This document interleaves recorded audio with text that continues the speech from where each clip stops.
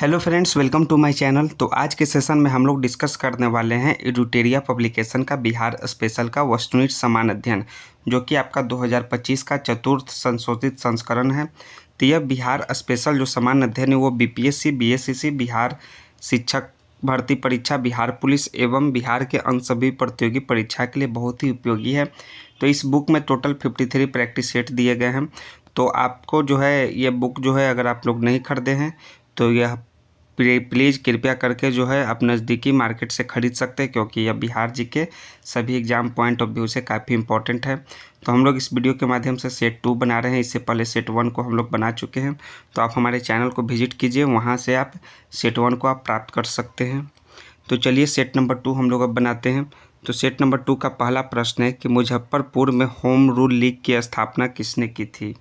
तो मुजफ्फरपुर में home rule league की स्थापना जो है जनकधारी प्रसाद ने किए थे। तो जनकधारी प्रसाद यानी कि ऑप्शन नंबर ए पहला नंबर का प्रश्न का करेक्ट आंसर हो जाएगा। दूसरा है कि बिहार के सबसे महत्वपूर्ण सूफी संत निम्न में से कौन थे। तो बिहार के सबसे महत्वपूर्ण सूफी संत का नाम है इमाम ताज फकीह, जो कि सबसे महत्वपूर्ण सूफी संत में से एक थे। तो ऑप्शन नंबर सी इसका राइट आंसर है दूसरा नंबर के प्रश्न का। तीसरा है कि बिहार में शीतकालीन वर्षा किस कारण से होती है। तो बिहार में जो शीतकालीन वर्षा होती है वो भूमध्य सागर की ओर से आने वाले चक्रवातों के कारण क्या है, भूमध्य सागर की ओर से आने वाले चक्रवातों के कारण जो है शीतकालीन वर्षा बिहार में होती है। सो ऑप्शन नंबर डी तीसरा नंबर के प्रश्न का करेक्ट आंसर हो जाएगा। चौथा नंबर का प्रश्न है कि बिहार राज्य खेल प्राधिकरण का गठन कब हुआ था। तो बिहार राज्य खेल प्राधिकरण का गठन जो है 1986 ईस्वी में हुआ था, यानी कि 4 नंबर का ऑप्शन नंबर सी इसका राइट आंसर हो जाएगा। पांचवा है कि अशोक के शिलालेखों में प्रयुक्त भाषा है। तो अशोक के जो शिलालेखों में प्रयुक्त भाषा है उसका नाम है प्राकृत भाषा है। तो प्राकृत भाषा यानी कि आपका पाँचवा नंबर का ऑप्शन नंबर बी इसका करेक्ट आंसर है। छठा नंबर का प्रश्न है कि वर्ष 1911 ईस्वी में केंद्रीय विधान परिषद में बंगाल और बिहार के विभाजन का प्रस्ताव किसने पेश किया था। तो 1911 ईस्वी में जो है सच्चिदानंद सिन्हा ने और मोहम्मद अली, ये दोनों ने बिहार के विभाजन का प्रस्ताव जो है वो पेश किया था, बंगाल और बिहार के विभाजन का। सो ऑप्शन नंबर डी इसका राइट आंसर हो जाएगा, एक और बी दोनों। नेक्स्ट है 7वां नंबर का प्रश्न कि मुगल काल में बिहार आने वाला प्रथम विदेशी यात्री कौन था। तो जो बिहार आने वाला प्रथम विदेशी यात्री का नाम है मुल्ला ताकिया, जो कि मुगल काल में बिहार आया था सर्वप्रथम। सो ऑप्शन नंबर ए 7 का करेक्ट आंसर हो जाएगा। 8वां है कि बिहार सहित पूर्वी भारत में आर्यों का आगमन संभव हुआ था। तो संभवतः क्या हुआ था, वो हुआ था आपका उत्तर वैदिक काल में आर्यों का आगमन बिहार सहित पूर्वी भारतों में। सो 8वां नंबर का प्रश्न का ऑप्शन नंबर सी इसका राइट आंसर हो जाएगा।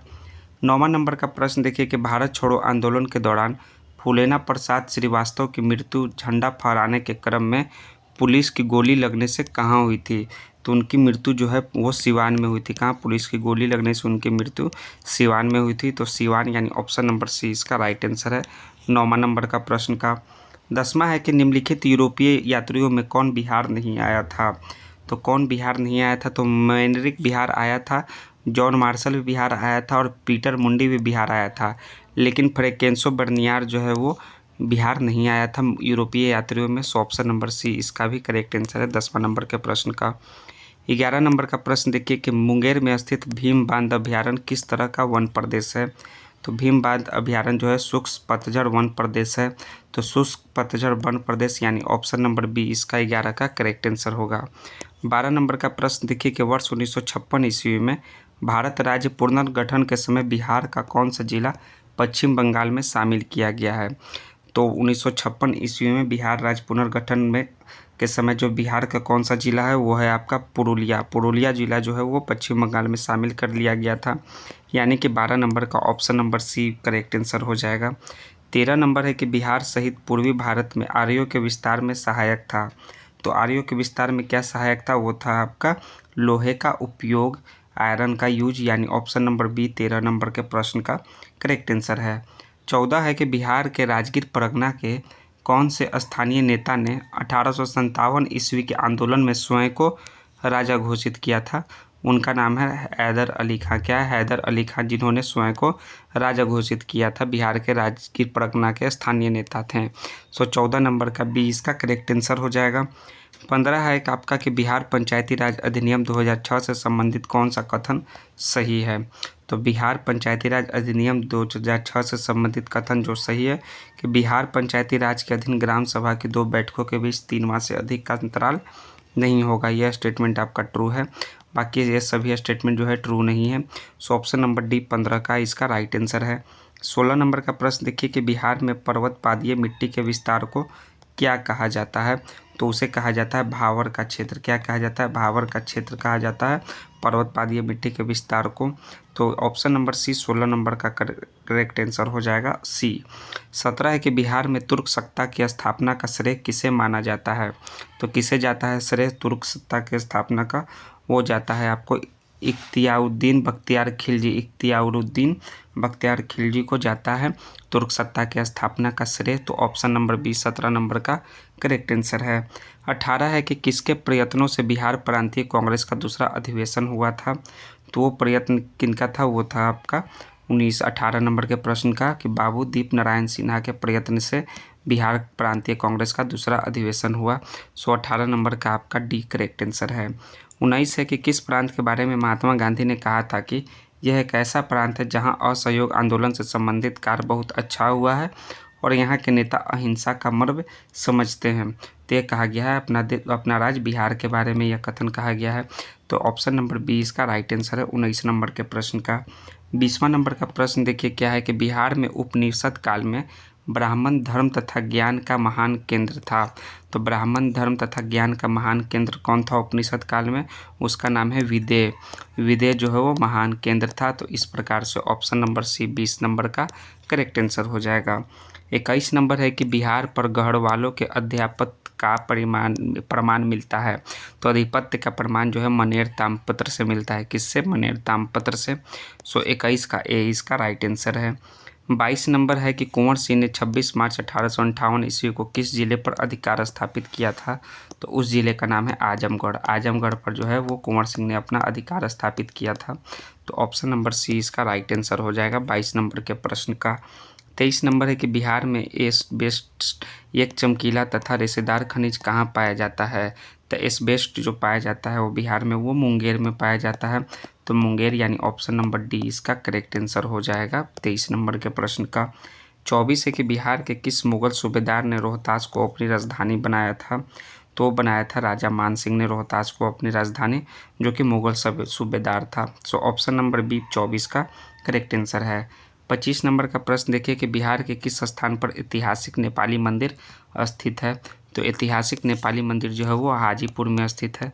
तो हाजीपुर यानी कि 25 नंबर का भी ऑप्शन नंबर बी इसका करेक्ट आंसर हो जाएगा।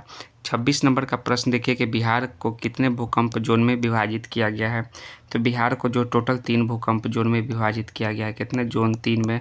सो ऑप्शन नंबर ए इसका राइट आंसर हो जाएगा 26 का। 27 नंबर है आपका कि किस पाल शासक के समय कर्नाट वंश का उदय हुआ था। तो कर्नाट वंश का उदय जो है रामपाल के शासन के समय हुआ था, जो कि पाल वंश का शासक था। तो यानी कि ऑप्शन नंबर डी इसका 27 का करेक्ट आंसर हो जाएगा। 28 है कि किस राज्य में सर्वप्रथम अल्पसंख्यक आयोग को वैधानिक अधिकार प्रदान किया गया है। तो अल्पसंख्यक आयोग को वैधानिक अधिकार जो है बिहार राज्य में प्रदान किया गया है। तो यानी कि बिहार राज्य ऑप्शन नंबर ए 28 का राइट आंसर है। 29 नंबर का प्रश्न है कि बिहार में खाद्य प्रसंस्करण और वनस्पति बनाने का कारखाना कहाँ स्थित है। तो खाद्य प्रसंस्करण और वनस्पति बनाने का कारखाना पटना और औरंगाबाद इन 2 जगहों पर स्थित है। यानी कि 29 का बी इसका करेक्ट आंसर हो जाएगा। 30 नंबर का प्रश्न देखिए कि बिहार को सर्वप्रथम अपने साम्राज्य में मिलाने वाला मुगल शासक कौन था। तो अपने साम्राज्य में मिलाने वाला बिहार को जो है सर्वप्रथम वो कौन सा है, उसका नाम है अकबर। तो अकबर जो है अपने साम्राज्य में बिहार को मिला लिया था सर्वप्रथम। So option number C 30 number के प्रश्न का करेक्ट आंसर हो जाएगा। 31 है कि बिहार में अफगान सत्ता के आरंभिक उत्कर्ष में महत्वपूर्ण भूमिका किसकी थी। तो आरंभिक उत्कर्ष में महत्वपूर्ण भूमिका जो है नुहानी कबीलों की थी। सो ऑप्शन नंबर डी 31 नंबर के प्रश्न का करेक्ट आंसर हो जाएगा। 32 है कि बिहार में साइमन कमीशन के बहिष्कार का निर्णय किसके नेतृत्व में लिया गया था। तो बिहार में साइमन कमीशन के बहिष्कार का निर्णय जो है वो अनुग्रह नारायण सिन्हा के नेतृत्व में लिया गया था। सो ऑप्शन नंबर डी 32 नंबर के भी प्रश्न का करेक्ट आंसर हो जाएगा। 33 है कि निम्न में से कौन सा समूह की नदियां बिहार और उत्तर प्रदेश के बीच की सीमा रेखा बनाती है। तो उत्तर प्रदेश और बिहार के बीच की सीमा रेखा जो है वो कर्मनाशा, गंडक और घाघरा ये 3 नदी बनाती है। तो यानी कि ऑप्शन नंबर सी 33 का राइट आंसर है। 34 है कि गुप्त काल की एक सुंदर कार्तिकेय की मूर्ति किस जिले से प्राप्त हुई थी? तो वह मूर्ति प्राप्त हुई थी दोस्तों शाहाबाद से। कौन सा जिला? शाहाबाद से। सो ऑप्शन नंबर सी इसका राइट आंसर हो जाएगा 34 नंबर के प्रश्न का। 35 है कि बिहार के क्रांतिकारी नेता खुदीराम बोस के वकील निम्न में से कौन थे? तो खुदीराम बोस के वकील जो थे वो थे कालिदास बसु थे। तो ऑप्शन नंबर डी 35 नंबर के प्रश्न का करेक्ट आंसर है। 36 नंबर है कि जीविका बिहार सरकार की एक पहल है, इसका संबंध है। तो जीविका जो है उसका संबंध जो है गरीबी उन्मूलन से है। तो गरीबी उन्मूलन यानी ऑप्शन नंबर सी इसका राइट आंसर हो जाएगा आपका 36 नंबर के प्रश्न का। नेक्स्ट है 37 नंबर का प्रश्न। देखिए कि बिहार में किस राज्यपाल के कार्यकाल में सर्वप्रथम राष्ट्रपति शासन लगा था? तो सर्वप्रथम राष्ट्रपति शासन जो लगा था वो लगा था आपका नित्यानंद कानूनगो के राज्यपाल के कार्यकाल में। सो 37 का ए इसका राइट आंसर हो जाएगा। 38 नंबर का प्रश्न है आपका कि सरकी वंश के किस राजा ने मैथिली भाषा के प्रसिद्ध कवि विद्यापति को संरक्षण प्रदान किया था? तो है इब्राहिम शाह सरकी। तो सरकी वंश के कौन से राजा थे? इब्राहिम शाह सरकी ने। इन्होंने मैथिली भाषा के प्रसिद्ध कवि विद्यापति को संरक्षण प्रदान किया था। सो 38 का ये इसका राइट आंसर है। 39 है कि फल्गु नदी पर बने देश के सबसे लंबे रबर डैम का नाम है गया जी की कुल लंबाई कितनी है? तो सबसे लंबे रबर डैम की लंबाई जो है 441 मीटर है। सो 39 का ए इसका भी करेक्ट आंसर हो जाएगा। 40 है कि शेरशाह ने अपने संपूर्ण साम्राज्य को कितने सरकारों में विभाजित किया था? तो पूरे सरकार को जो है अपने संपूर्ण साम्राज्य को 46 सरकार में विभाजित किया। तो 46 यानी ऑप्शन नंबर सी 40 का करेक्ट आंसर है। सॉरी दोस्तों 46 नहीं 47 सरकार में विभाजित किया था। कितने? 47, एक हम कम बता दें 47 सरकार में, यानी कि 40 का डी इसका करेक्ट आंसर हो जाएगा। 41 नंबर का प्रश्न देखिए क्या है कि निम्न में कौन बिहार के प्रथम लोकायुक्त थे? तो बिहार के प्रथम लोकायुक्त का नाम है वासुदेव सोहनी, यानी ऑप्शन नंबर ए 41 का करेक्ट आंसर है। 42 है कि 1857 के विद्रोह के समय पटना डिवीजन का कमिश्नर कौन था? तो 1857 के विद्रोह के समय पटना डिवीजन के कमिश्नर थे विलियम टेलर। तो विलियम टेलर यानी ऑप्शन नंबर बी 42 का राइट आंसर है। 43 का है कि बिहार में 1835 ईस्वी में पहला जिला स्कूल कहाँ खोला गया था? तो 1835 ईस्वी में पहला जिला स्कूल जो है वो पटना में खोला गया था। पटना यानी ऑप्शन नंबर इसका ए राइट आंसर है 43 का। 44 है कि कैमूर पठार किसके लिए प्रसिद्ध है? तो कैमूर पठार जो है वो चूना पत्थर के लिए प्रसिद्ध है। तो चूना पत्थर यानी ऑप्शन नंबर डी इसका करेक्ट आंसर हो जाएगा। 45 है कि बिहार औद्योगिक क्षेत्र विकास प्राधिकरण यानी BIADA की स्थापना किस वर्ष किया गया था? तो इसका स्थापना किया गया था 1974 ईस्वी को। तो ऑप्शन नंबर बी इसका राइट आंसर हो जाएगा। 46 नंबर का प्रश्न है आपका कि बिहार विधान परिषद की प्रथम बैठक कब हुई थी? तो बिहार विधान परिषद की प्रथम बैठक जो है 20 जनवरी 1913 ईस्वी को हुआ था। तो ऑप्शन नंबर ए इसका 46 का राइट आंसर है। 47 है कि घाघरा यानी कि सरयू नदी बिहार में किस स्थान पर गंगा से मिलती है? तो गंगा में मिलती है वो रिविलगंज में। कहाँ? Revelganj. So option number B इसका राइट आंसर है 47 नंबर का प्रश्न का। 48 है कि बिहार में फल अनुसंधान एवं विकास संस्थान कहाँ स्थित है? तो यह स्थित है दोस्तों भागलपुर में। कहाँ? भागलपुर। सो ऑप्शन नंबर इसका ए राइट आंसर हो जाएगा 48 नंबर के प्रश्न का।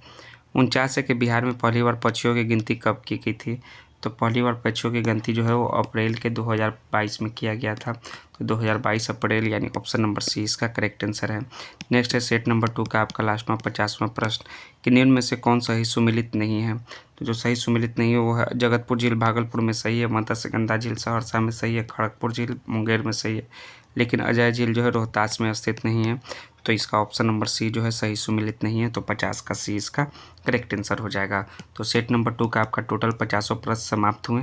और अगर आपको सेट नंबर 2 और इसका पूरा आंसर की चाहिए तो इसका जो है PDF जो है टेलीग्राम पे मिल जाएगा, और टेलीग्राम का लिंक वीडियो के डिस्क्रिप्शन में दिया हुआ है, वहाँ से आप सभी PDF को प्राप्त कर सकते हैं। नेक्स्ट हम लोग वीडियो में सेट नंबर 3 को लेकर आते हैं। तब तक के लिए दोस्तों जय हिंद दोस्तों, थैंक्स दोस्तों। और हाँ, चैनल को सब्सक्राइब जरूर से जरूर कीजिएगा, स्टडी लुक चैनल को, और वीडियो को लाइक जरूर कीजिएगा, दोस्तों को भी शेयर जरूर कीजिएगा। जय हिंद दोस्तों, थैंक्स दोस्तों।